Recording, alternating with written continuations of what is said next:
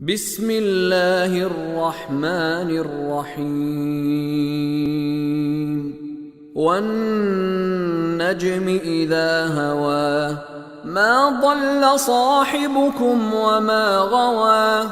وما ينطق عن الهوى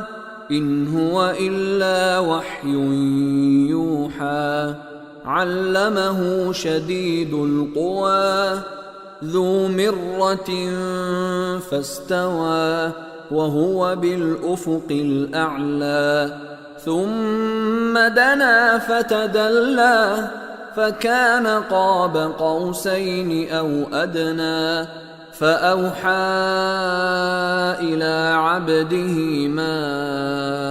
أوحى ما كذب الفؤاد ما رأى أفتمارونه على ما يرى ولقد رآه نزلة أخرى عند سدرة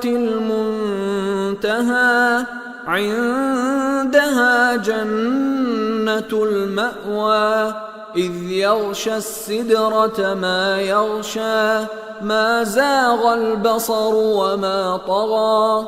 لقد رأى من آيات ربه الكبرى أفرأيتم اللات والعزى ومناة الثالثة الأخرى ألكم الذكر وله الأنثى تلك إذا قسمة ضيزى إن هي إلا أسماء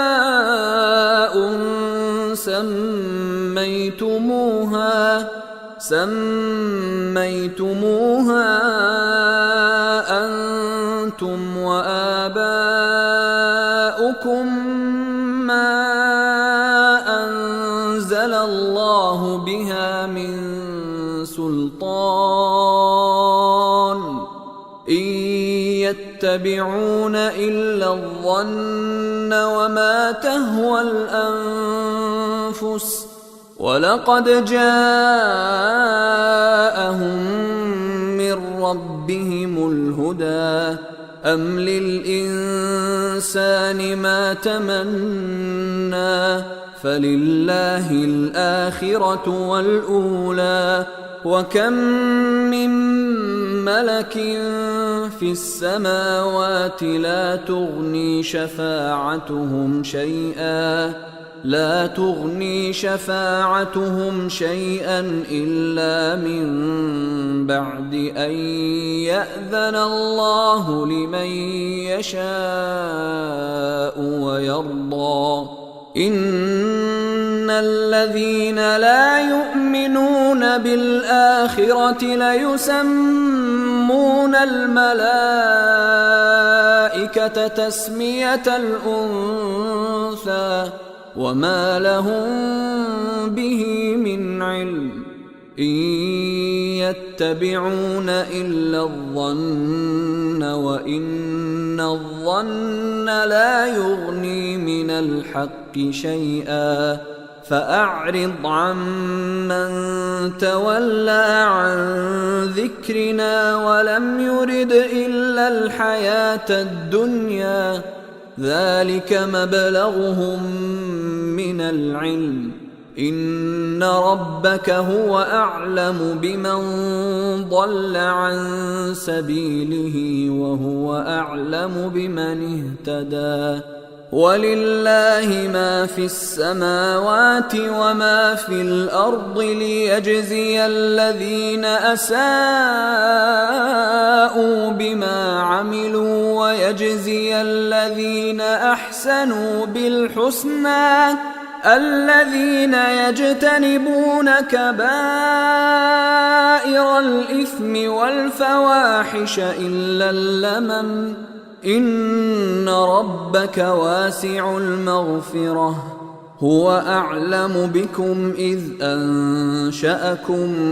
من الأرض وإذ أنتم أجنة في بطون